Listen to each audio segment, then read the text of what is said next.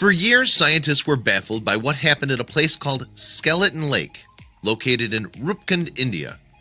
Years of research and study were yielding no results, and people were becoming frustrated with the lack of progress. An expedition in 2004, however, would bring the answers the scientists were looking for, and closure to this thousands of years old.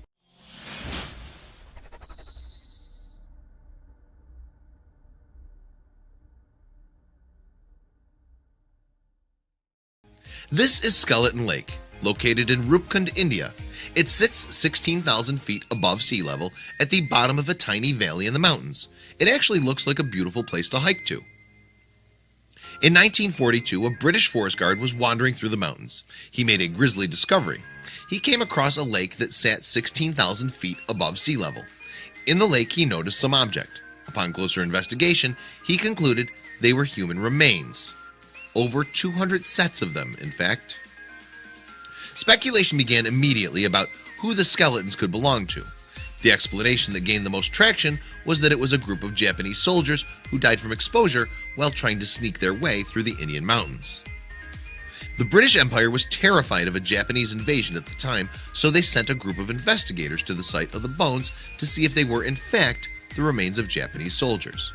After looking at the facts, the investigators determined these couldn't be the bones of Japanese soldiers, as they were not fresh enough. The cold and dry air high up in the mountains allowed hair, flesh, and bone to all be preserved extremely well. It quickly became apparent that these bones were quite old, however. Other than that, though, not much was known about how these people had come to meet their end in this small valley by the lake. After the original theory was put to rest, more and more started to take shape as to what could have possibly killed these people. Epidemic, landslide, and ritual suicide were all floated around as possible reasons for hundreds of dead bodies so high in the mountains. These theories persisted for decades, but no one was able to definitively say what happened. That is, until a 2004 investigation up to Skeleton Lake shed some light on the horrific events that must have played out here. The answer is one that no one ever expected. According to scientists, the bodies date to around 850 AD. There are also two distinct groups of people who were killed here.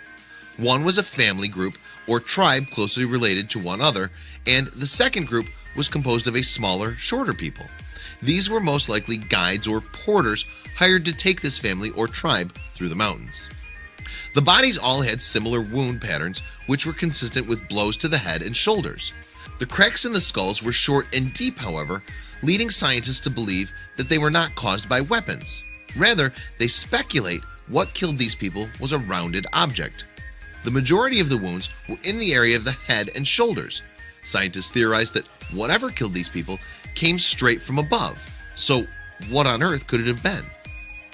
There's a traditional folk song among Himalayan women that describes a goddess that was so enraged at a group of outsiders who had been defiling her mountain home that she hurled stones from the sky, hard as iron, and rained death upon them. Scientists actually concluded that this was no mere legend in a folk song. Their findings brought them to the unlikely answer that these people had in fact been killed by a severe, sudden hailstorm.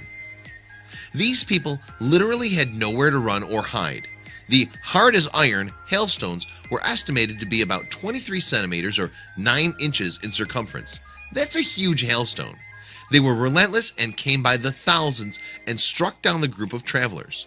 Their remains lay by the lake for 1,200 years until they were finally discovered. This is a pretty bizarre story.